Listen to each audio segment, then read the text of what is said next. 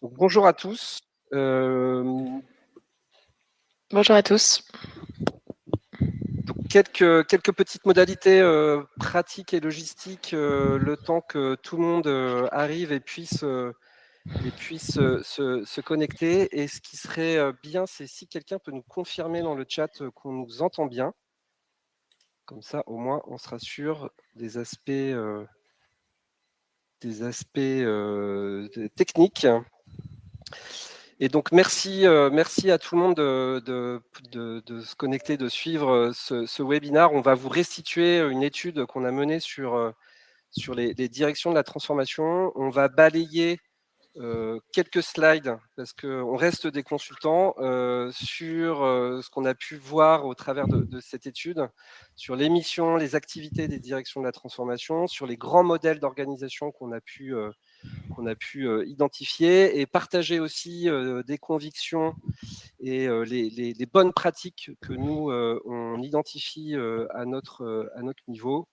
N'hésitez pas à poser des questions dans le chat. On va faire en sorte que la présentation dure un peu moins de 30 minutes pour qu'on ait un petit quart d'heure de questions-réponses sur lequel on pourra revenir. Et ensuite, le support qu'on va vous présenter sera accessible après le webinaire, et on vous enverra un lien pour pouvoir le télécharger. Et donc, pour faire les quelques présentations, donc moi, je suis Axel Delaforêt, je suis senior manager chez Stanwell, donc j'ai un peu plus de 15 ans d'expérience professionnelle. J'interviens sur des sujets de transformation autour des modèles de distribution, des stratégies de croissance, de croissance externe. Je n'ai pas fait du conseil toute ma vie, et notamment j'ai été directeur de la transformation d'un retailer textile qui est Fashion Cube, qui est à Lille, que j'ai quitté il y a 2 ans pour revenir chez Stanwell. Et j'ai eu l'opportunité d'accompagner quelques directions de la transformation dans leur mise en place ou dans leur structuration. Et j'ai la chance de travailler avec Anaïs. Bonjour à tous. Et moi, je suis manager chez Stanwell. Ça fait bientôt 6 ans que je suis chez Stanwell. J'ai pu travailler sur différents sujets d'organisation, des sujets de croissance, de refonte d'offres et de parcours. Et j'ai également eu la chance d'accompagner la direction de la transformation d'un de nos clients, la Société Générale Factoring, SGF. Voilà pour la présentation. Et juste un petit slide pour présenter Stanwell pour ceux qui ne nous connaissent pas, et il y en a quand même un certain nombre. Donc Stanwell, nous, on est un cabinet de conseil spécialiste de la transformation. En fait, on opère via 3 marques. Stanwell, qui est un cabinet de conseil, donc on est à peu près 110-120 consultants, basé à Paris. On a fait à peu près 30 millions d'euros de chiffre d'affaires l'année dernière. On intervient sur tous les sujets autour de la transformation. On a une filiale qui s'appelle Wider, avec des compétences data et digital, et donc qui nous permet de réaliser des solutions data, des solutions digitales, et donc de ne pas se limiter à des slides et à de l'Excel, mais aussi de faire des vraies choses autour de la data et du digital, ce qu'on appelle la transformation par projet. Et on a enfin Blue Circle, qui est un écosystème de start-up qu'on anime pour être en proximité avec les startups, bien comprendre ce qui se passe, bien les connaître, et aider nos clients grands comptes dans un certain nombre de collaborations qu'on a pu mener pour faire se rencontrer ces deux mondes.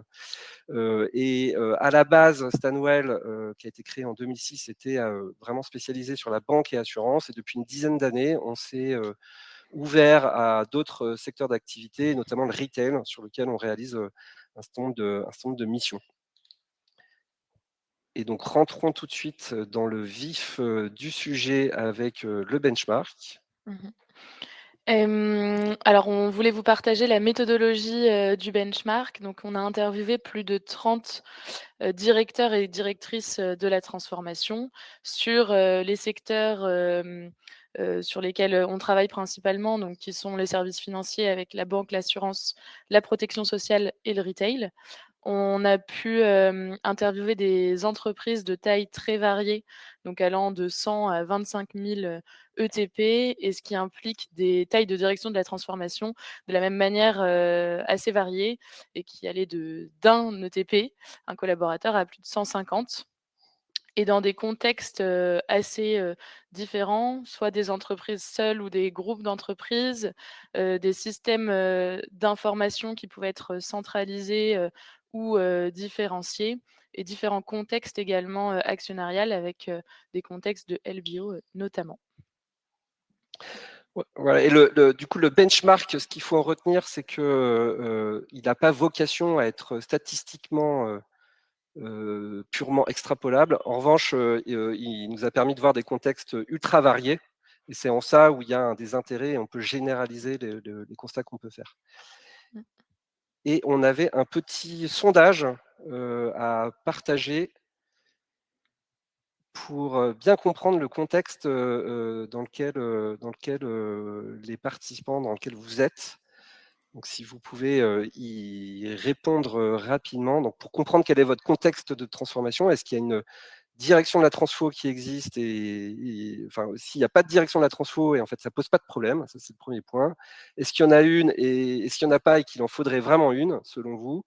Est-ce qu'il y en a une? Est-ce qu'il y a des choses à challenger en termes de périmètre, d'offres de services, de missions? Est-ce qu'il y en a une et il faut quand même réfléchir au next step? Ou est-ce qu'il y en a une et tout va bien? C'est un peu les 5 critères de choix qu'on vous proposait. Alors, je ne sais pas si c'est possible de voter.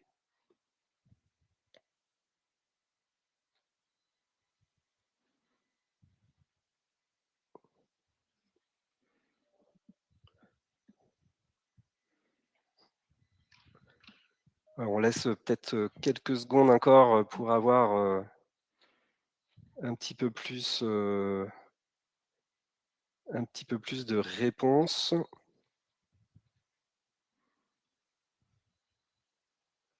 Voilà, et donc ce qui se dégage, c'est quand même pas mal de cas où il n'y en a pas. Et parfois tout va bien. Donc dans ce cas-là, nous les consultants, on passe notre chemin. Parfois, il faudrait vraiment en créer une, et après il y a plutôt des contextes où quand ça existe, faut soit repenser, rechallenger son périmètre, ou soit réfléchir au next step. Et ça, on verra que c'est quand même très cohérent avec les bonnes pratiques et les préconisations que nous on peut faire. Ce que je vous propose, c'est qu'on revienne, Anaïs, sur les quelques chiffres hop, à Parfait. partager. Donc comme, l'évoquait Axel, ces chiffres sont issus, des 30 directions qu'on a pu, interviewer. Ce qu'on a pu noter, c'est qu'il y a, 2 des directions sur 3 qui vont être, rattachées directement, au DG, et sinon dans les autres cas, il peut y avoir des rattachements, hiérarchiques, assez variés, à la direction des opérations, la direction financière, la DSI, ou la DRH. 8 des directions de la transfo qu'on a pu, regarder et interviewer, 8 sur 10 ont, alors tout ou partie, des ressources projets, donc c'est-à-dire, les chefs de projet ou la direction de programme, ou les coachs, agiles, dans le cas de l'agilité. Il y en a 6 sur 10 qui vont avoir des équipes autres que la transformation, et on va l'évoquer, juste après, et c'est souvent, les équipes, data qui sont intégrées également. 1 sur 2 va avoir recours, à des effectifs externes, et dans le cas où, la direction de la transformation a recours, à ces effectifs externes, ces externes représentent 30 de la direction. Et enfin, 1 sur 5 vont être inclus dans des directions informatiques, ou alors à l'inverse, va inclure les ressources et les équipes, IT. Je te laisse peut-être Ouais, sur les, la main. voilà, sur les grandes missions, ce qu'on a essayé de faire, c'est de décrire les grandes missions qu'on retrouve dans une direction de la transformation, et derrière, il y a la déclinaison en activité, plutôt pour raisonner en termes d'organisation. Donc les missions, on les a résumées à 4 grandes missions. La première, c'est le rôle d'assurer l'adhésion de l'entreprise, l'adhésion des collaborateurs à la stratégie de l'entreprise. Et là, c'est un rôle au niveau de la stratégie et au niveau de la conduite du changement. Le deuxième mission, qui est un peu plus cœur de métier, sur la sécurisation de la feuille de route de la transformation. Donc, c'est tout ce qui est pilotage de la feuille de route de Transfo, le portefeuille projet, et derrière la déclinaison en direction de projet, direction de programme. Troisième mission, qui est piloter, améliorer l'efficacité opérationnelle, plutôt au niveau de sujets de pilotage de la performance et d'amélioration continue. Et enfin, quatrième mission, qui est d'impulser, d'amorcer la transformation sur des missions transverses. C'est toutes les activités autres que des fonctions projets qu'on peut retrouver au niveau de la direction de la transfo, sur la data, le digital, le RSE, et avec un rôle d'impulsion de la transformation. Et donc ces 4 missions, on les a déclinées en grandes activités. Et donc en fait, il faut bien comprendre que c'est une cartographie avec le champ des possibles, et qu'en fait, au niveau de la déclinaison dans les directions, on va avoir des réalités qui sont très différentes. On ne coche pas forcément toutes les cases, et il y a des situations qui sont très différentes. L'adhésion, la première mission sur l'adhésion à la stratégie, ça se décline en 2 missions. La contribution à la stratégie, et là, très clairement, le rôle va changer en fonction de l'existence ou non d'une direction de la stratégie, qui peut avoir ce rôle-là, qui est plutôt un truc de grosse boîte. Et dans des plus petits environnements où il n'y a pas de direction de la stratégie, c'est plutôt un terrain qui va être occupé par la direction de la transformation. Ensuite, la conduite du changement dans l'embarquement des équipes, alors pas forcément unitairement dans les projets, mais bien au niveau de la transformation de l'entreprise, qui est un rôle qui est important, avec un rôle de coordination de l'ensemble des impacts. La deuxième couche sur le portefeuille projet, 2 briques qu'on a identifiées. La première sur la gestion de la feuille de route et la gestion du portefeuille projet, de manière assez classique. Le pilotage des projets, la gestion de la demande, le go-no-go sur les investissements, la gestion des ressources et l'affectation au projet. Avec une question un peu structurante quand même qu'on voit entre est-ce que c'est l'ensemble de la feuille de route ou est-ce que c'est que les projets transformants? Ça, c'est une question qui apparaît. Et enfin, l'accompagnement des programmes, des projets. En fait, ça, c'est les fonctions projet, de direction de programme de projet. Les ressources vraiment liées à la transfo qui ne sont pas toujours rattachées aux directions de la transfo.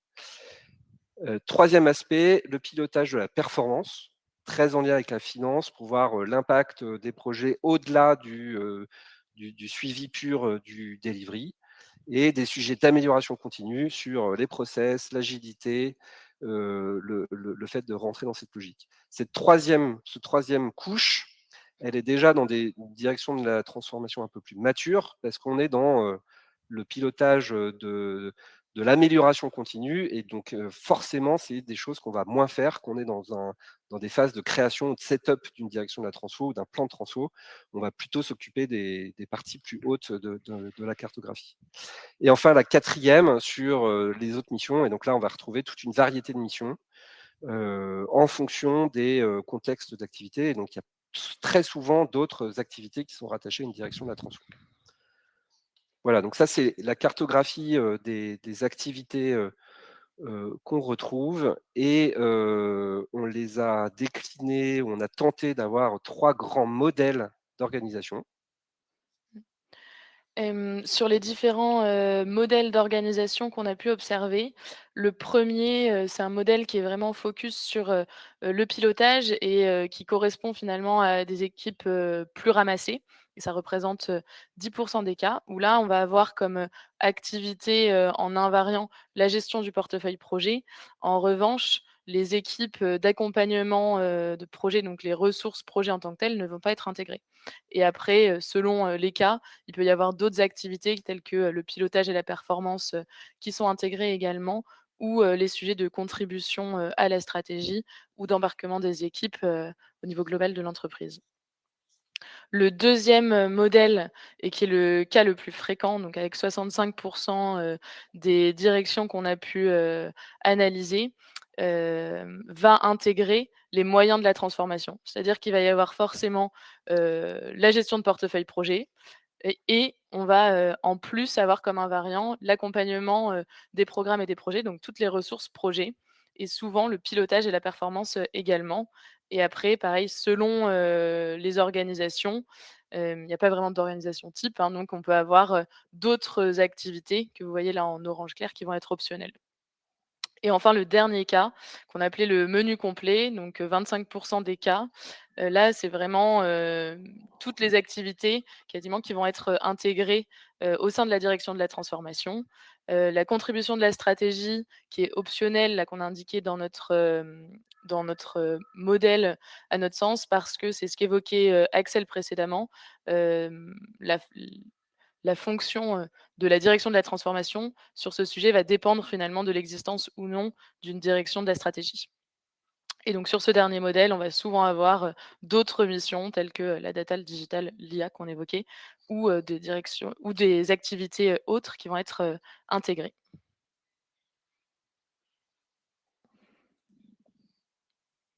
On peut passer maintenant, aux différents constats qu'on a pu, noter suite à la réalisation du benchmark.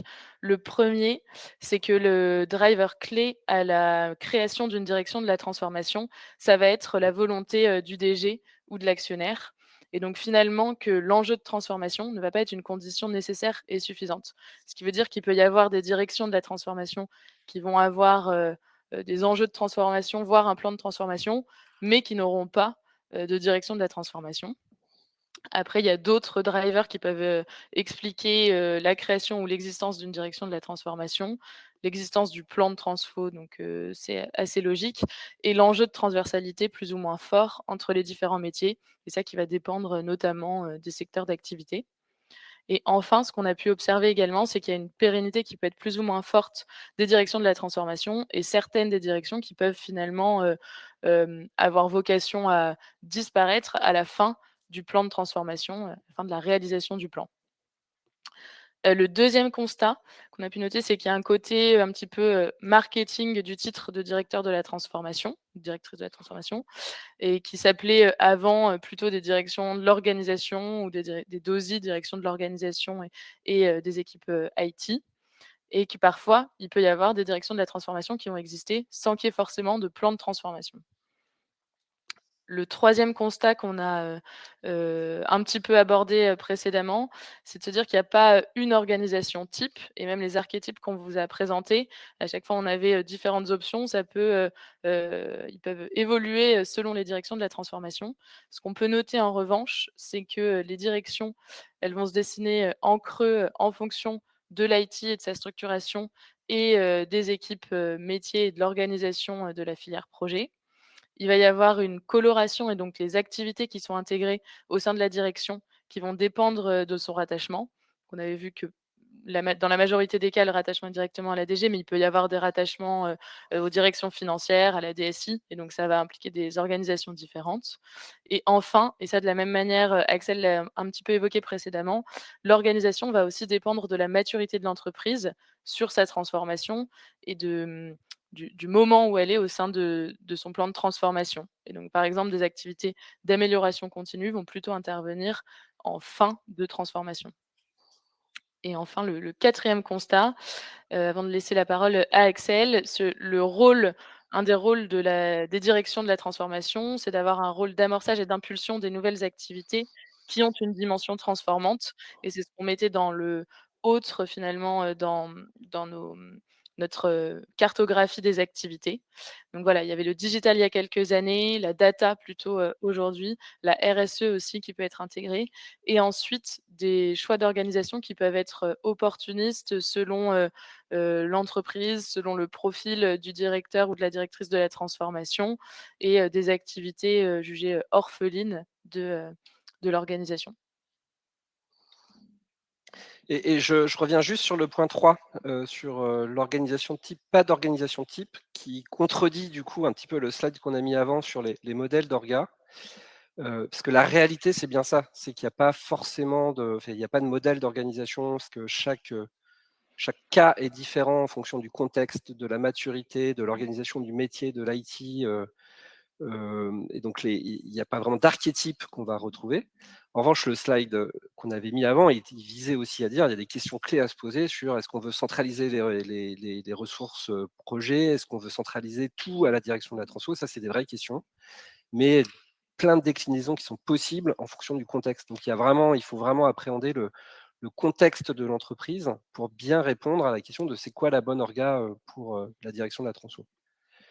C'était une petite aparté. Et pour poursuivre sur les constats, le 5e, c'est au niveau de la conduite du changement. En fait, très clairement, ce qu'on observe, c'est que c'est plutôt le parent pauvre dans le sens où ce qui est souvent bien fait, c'est la conduite du changement unitaire au niveau du projet, avec tout le package formation, communication, parfois logé à la direction de la transfo, très souvent quand même à la RH.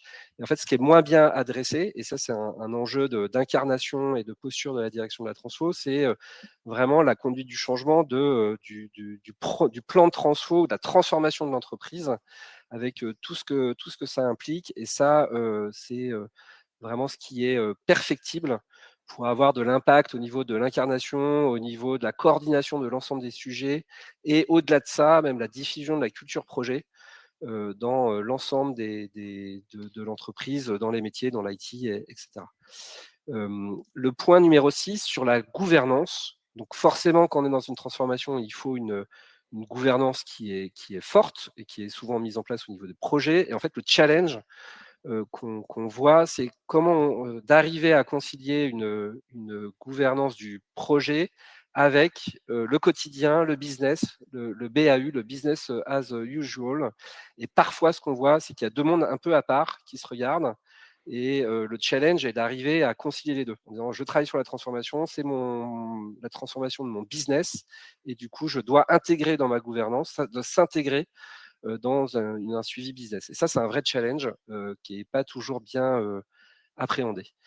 La question de la pérennisation qu'on a déjà un petit peu abordé avec la question de je travaille sur mon plan, je suis sur Stanwell 2024. Est-ce que ça veut dire qu'à horizon 2024, ma direction doit disparaître? Ça, c'est une vraie question. Et le challenge, en fait, il est comment j'arrive à faire évoluer ma direction d'un pilotage d'un plan de transfo qui est daté à un pilotage de la transformation qui est plus pérenne. Parce que quand même aujourd'hui, la plupart des entreprises sont dans des transformations un peu permanentes. Et donc c'est ça qu'il faut arriver à faire en allant adresser la couche 3 là, dans notre cartographie sur l'amélioration continue, la performance, donc arriver à pivoter pour pérenniser la direction de la transfo. Ça, c'est un point qui est assez crucial. Et enfin, le constat qu'on voulait mettre en avant sur le sourcing des équipes, en fait, on voit que une partie, à peu près la moitié, va vraiment choisir de se staffer avec de l'externe. Ça a beaucoup de sens dans une phase de setup. Il y a beaucoup de boulot pour mettre en place la direction de la transfo, cadrer les projets, le plan de transfo. Et ça a du sens de se faire accompagner. Et après qu'on ait une logique de passation progressive vers de l'interne. Ça a du sens dans une logique de variabilisation.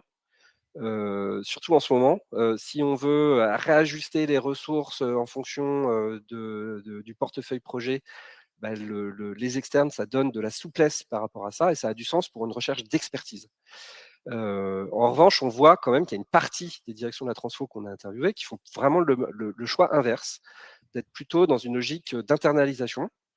Ça veut dire aussi qu'ils ont peut-être résolu le point numéro 7 sur la pérennisation, quand on met des internes et qu'on est dans une logique un peu plus durable.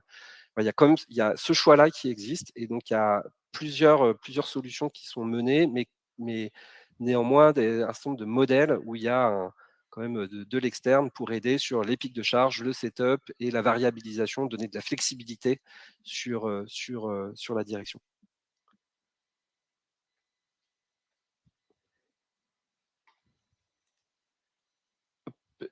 Et pour partager les quelques convictions, nos 8 grandes convictions, qui sont autant de bonnes pratiques.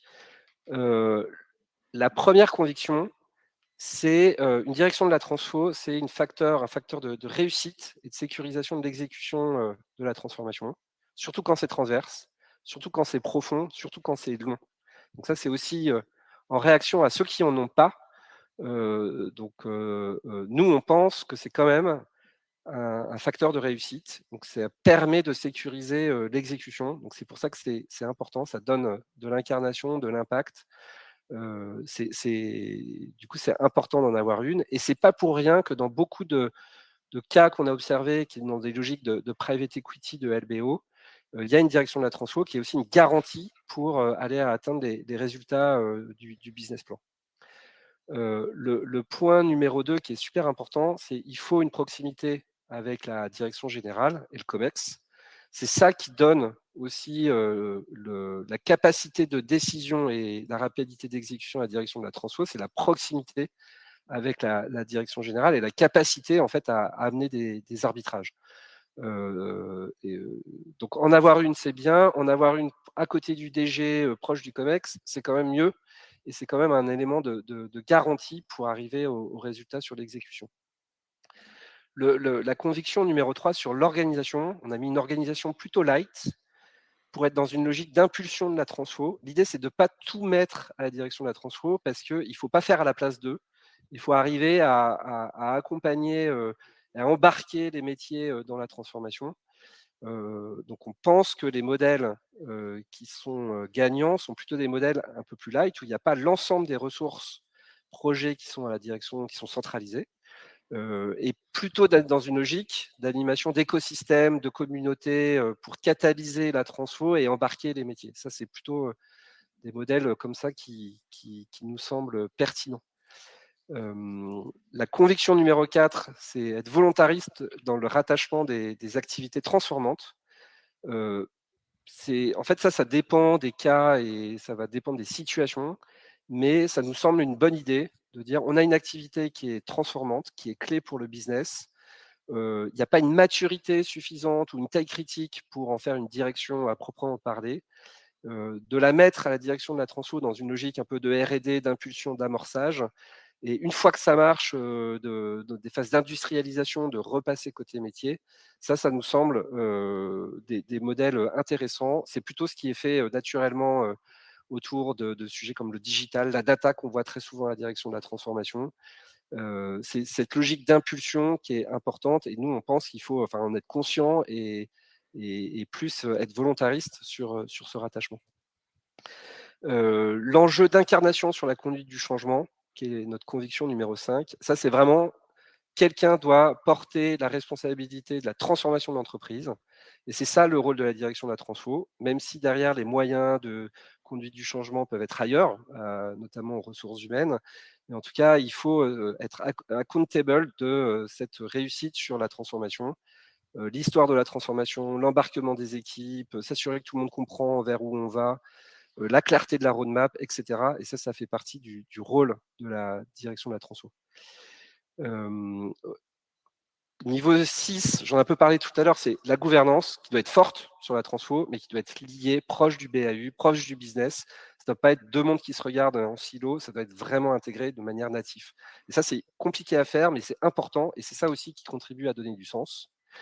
Et enfin, les points 7 et 8 qui sont un peu liés. Le point 7, c'est de dire, on est dans un environnement, une organisation qui répond à un contexte, à une maturité dans la transfo, à l'avancement du plan de transfo.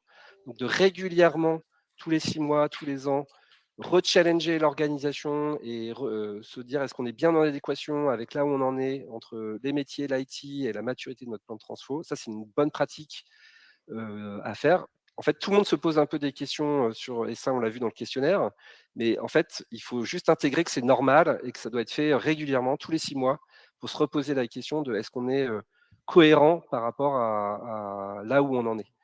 Et le point numéro 8, c'est sur la pérennité de la direction de la transfo. C'est lié à ça, en fait. Il faut rechallenger son orga, rechallenger les sujets sur lesquels on est, rechallenger ce qu'on adresse et son offre de service. Sinon, le risque, et c'est ce qu'on observe, c'est que de temps en temps, ça disparaît. On dit, bah, j'en ai plus besoin, ça disparaît. C'était lié à un plan qui arrive à échéance.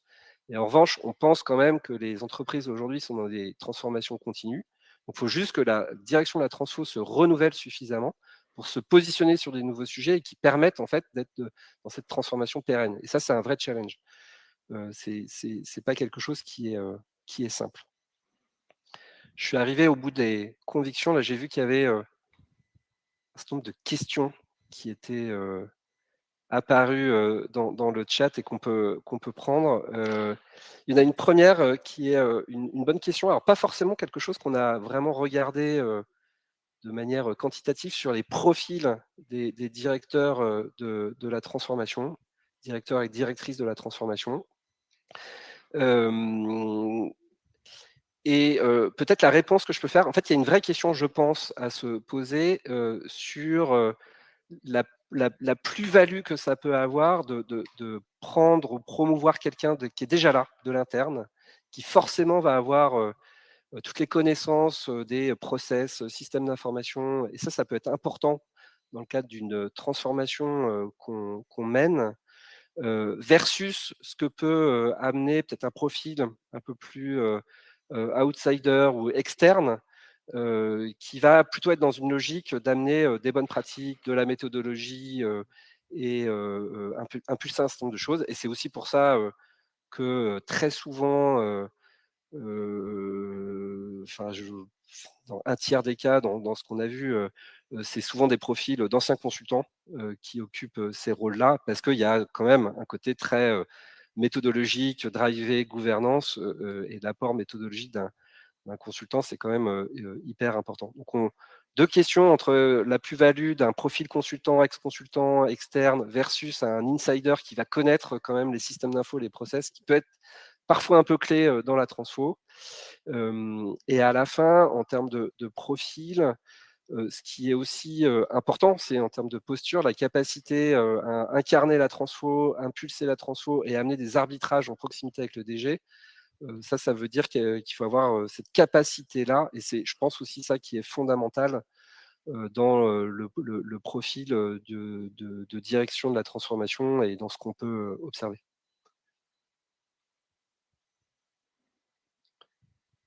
Voilà, il y a une deuxième question là sur les ressources. Alors, on en a un peu parlé, et je sais qu'on a des questions aussi sur un peu des abacs, sur combien il faudrait de personnes dans une direction de la transfo.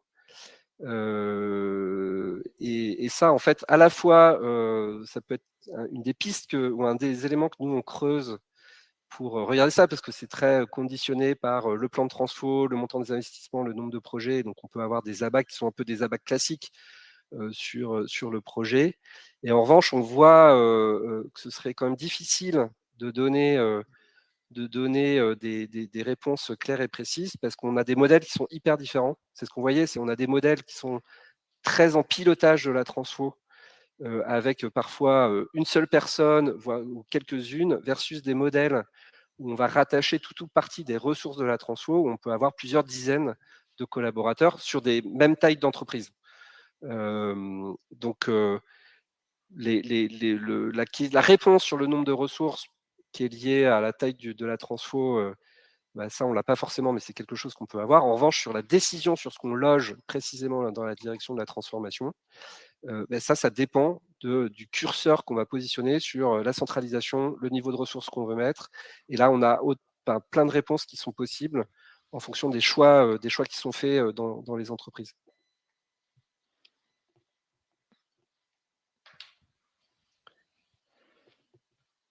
Est-ce que, Anaïs, il y a une question que tu veux prendre? Oui, peut-être la suivante sur qui pilote les résultats opérationnels du plan de transformation? Pour nous, et si on pour moi, et si on remet, un peu nos différentes activités, ça, c'est vraiment quelque chose qui est intégré, dans la partie gestion, de portefeuille projet. Alors, il y a à la fois la gestion, du portefeuille projet et surtout, du plan, de transformation. Et il y a certaines des entreprises, et des directions de la transformation dont le rôle est vraiment uniquement, de piloter, ce plan, enfin les résultats opérationnels du plan, mais du plan de transfo, plus que des projets autres qui peuvent être logés, à d'autres endroits, notamment dans le modèle 1, qui est focus sur le pilotage. Je ne sais pas si tu partages, Axel? Ouais, tout à fait. OK, et peut-être prendre une autre une autre question, pardon. Il y a la question là sur le lien entre la direction de la transfo et la direction de la stratégie. qui est une bonne question. Et ça, en fait, déjà, ça dépend beaucoup des contextes sur quel va être le lien. Est-ce que c'est des logiques de build-up et d'acquisition sur lesquelles se positionne la stratégie? Est-ce que c'est beaucoup plus des phases amont de réflexion, d'analyse de marché? Donc les déclinaisons peuvent être très différentes en fonction de ces contextes-là. Et on va dire la relation, le lien naturel, c'est qu'à la fin, le job de la direction de la transformation, il va être de s'assurer de la bonne déclinaison de la stratégie en projet et en projet de transformation, de s'assurer qu'il y a une logique dans les arbitrages qui sont pris, les décisions, les investissements par rapport à cette stratégie. Et la différence, c'est soit il y a une direction de la stratégie qui va être là dans l'élaboration de la stratégie, et du coup la direction de la transfo est soit contributeur, soit même intervient un peu après en fonction des orgas dans la déclinaison, soit ce rôle-là n'est pas est occupé par par une direction de la stratégie, et à un moment, il faut que quelqu'un s'y colle, et donc c'est pour ça que on va voir des directions de la transfo qui vont plutôt être sur la vision stratégique, la projection, la définition de la stratégie pour occuper ce terrain-là, et qui est quand même important. Faut bien que le travail soit fait au niveau de l'organisation.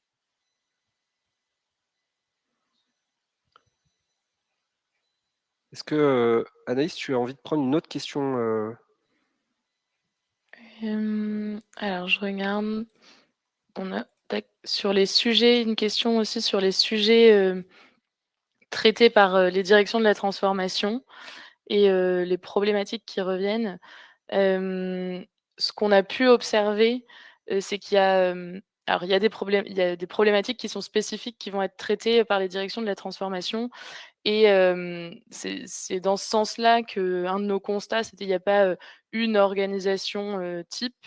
En fait, le suivi, des projets, de l'avancement, du plan de transformation, ça, bah, c'est forcément, le sujet numéro un de la direction de la transfo. Mais en revanche, on observe parfois qu'il y a les équipes IT qui vont être, intégrées au sein de la direction.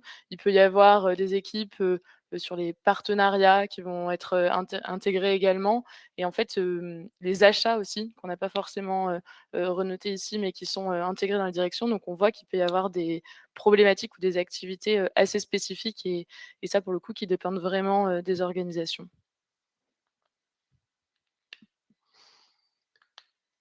Merci. Et peut-être une dernière question là sur les OKR. Je vois la question sur les OKR. En fait, c'est un peu aussi ce qu'on voulait dire sur le rôle au niveau du pilotage et aller au-delà du pilotage du delivery pour aller vers un pilotage de la réalisation de la transformation. Donc on va être en lien avec des démarches OKR, et donc la réponse elle est oui. Souvent, quand il y a une direction de la transfo, c'est elle qui va porter ces démarches OKR, qui ne sont pas des démarches qui sont faciles à mettre en place. Et à la question des moyens qui sont mis en œuvre, ça, je ne sais pas forcément y répondre de manière quantitative, parce que ce n'est pas forcément quelque chose qu'on a regardé, mais peut-être en termes d'expérience, je pense que les moyens sont peut-être pas suffisants, parce que à la fin, ça reste quelque chose des démarches qui sont compliquées à mettre en œuvre, et il y a tout le souci d'embarquement des équipes. Donc c'est pas parce qu'on définit des indicateurs que magiquement on va réussir à transformer le pilotage et le mode de fonctionnement de l'entreprise autour des OKR. Et voilà ce qu'on pouvait dire. Alors moi, je m'attendais aussi à une question. Alors je crois qu'elle n'est pas apparue, et du coup, je vais m'en saisir, qui est entre le lien entre la direction de la transfo et de l'IT, parce qu'en fait, il y a des modèles qui existent où la direction de la transfo est logée à l'IT, on a des directions de la transfo et de l'informatique. C'est souvent des choix qui sont faits, et donc souvent aussi quand on présente nos analyses, on a des questions autour de ça. Est-ce que c'est une bonne idée de rattacher la transfo à l'IT? Et en fait, la bonne réponse, c'est que ça va dépendre des contextes et que ça peut être une bonne idée. En revanche, c'est aussi une bonne idée de les séparer parce que ça permet d'avoir un rôle de coordination, de lien entre le métier et l'IT. Et ça, dans pas mal d'entreprises, ça fait quand même du sens. Et ça permet aussi d'avoir un rôle de contre-pouvoir entre les métiers, l'IT et quelqu'un qui est garant de la visibilité du delivery et aussi des arbitrages qui sont pris. Et ça a du sens. Donc, en fonction des contextes, on peut choisir de rattacher la transfo à l'IT, mais il y a d'autres contextes où ça a du sens de surtout pas le faire pour avoir cette liberté, ce contre-pouvoir et ce rôle de facilitateur entre le métier et l'IT. Voilà, donc c'est une question qui travaille pas mal de monde, mais qui n'a pas été posée.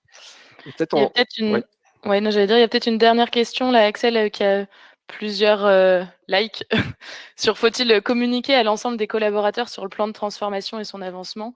Et si oui, comment, les embarquer?» hem Là-dessus, pour moi, il faut bien évidemment, communiquer à l'ensemble des collaborateurs. Il y a un effort de change qui est assez important et c'est ce qu'on remettait dans les activités, qui étaient intégrées au sein des directions, de la transformation. Après sur le comment, embarquer, les équipes, il peut y avoir, bien, créer des communautés et avoir des relais finalement, de change au sein, des différentes, directions des organisations pour s'assurer de, la compréhension, de la stratégie, du plan de transformation, de son avancement, des impacts. Voilà, il y a un effort, qui est plus ou moins important d'ailleurs, selon les directions, les entreprises qu'on a pu, analyser. Un effort qui est plus ou moins, mis, mais en tout cas qui mmh. pour moi est structurant. Je ne sais pas si tu partages, Axel? Et tout ça, en fait, le point de départ, c'est sur être en capacité de raconter l'histoire de la transformation, ce que nous, on appelle la compelling story.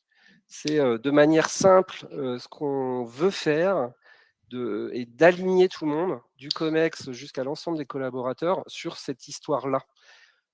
Et donc, ça peut sembler assez anodin, mais c'est pas si simple que ça à faire. Et ça, c'est la pierre angulaire pour arriver à embarquer tout le monde. Et après, derrière, en effet, et c'est pour ça que souvent c'est moins bien fait, comme on le soulignait, c'est parce que ça demande des efforts, des ressources, beaucoup d'énergie et beaucoup de résilience pour, dans la durée, mettre en place tous les dispositifs qui sont nécessaires pour écouter les collaborateurs, leur expliquer ce qu'on fait, les embarquer sur la transformation, mettre en avant l'ensemble de la transfo. Et ça, c'est hyper important pour embarquer l'ensemble de l'entreprise dans la transformation. Donc ça, c'est une bonne question et c'est vraiment un point qui est clé. Peut-être pour conclure sur ce webinaire et pour tenir les délais, donc merci à tous pour votre participation. On était heureux de pouvoir restituer ces éléments. On remercie aussi ceux qui nous ont répondu dans le cadre du benchmark. On est preneur des suggestions sur qu'est-ce qu'on pourrait faire sur les pistes, les autres idées autour de ce sujet. On est aussi disponible pour continuer à échanger ou s'il y a des questions auxquelles on n'a pas pu répondre. Et peut-être en termes de conclusion, nous, enfin vous l'aurez compris, on pense que c'est quand même une bonne idée et c'est bien d'en avoir une direction de la transfo. En revanche, c'est pas une condition qui est nécessaire et suffisante parce qu'il y a quand même aussi pas mal de choses à faire à côté, autour du sponsorship de la transfo, autour du cadrage des projets, autour de la gouvernance pour porter tout ça, autour des objectifs de la transformation qui sont clairs, partagés et qui permettent de prioriser et d'arbitrer, autour des ressources et des compétences. Voilà. Et donc, c'est autant d'éléments super importants qui peuvent expliquer pourquoi parfois il n'y a pas de direction de la transfo et pourtant on réussit des transfos. Et en fait, à la fin, il faut avoir tous ces éléments pour réussir sa transformation. C'est quand même beaucoup de choses à mettre en place et c'est des éléments sur lesquels nous, on est ravis d'aider nos clients pour réussir leur transformation. Voilà, merci à tous. Merci beaucoup et on peut s'arrêter là. Merci beaucoup. Merci Anaïs.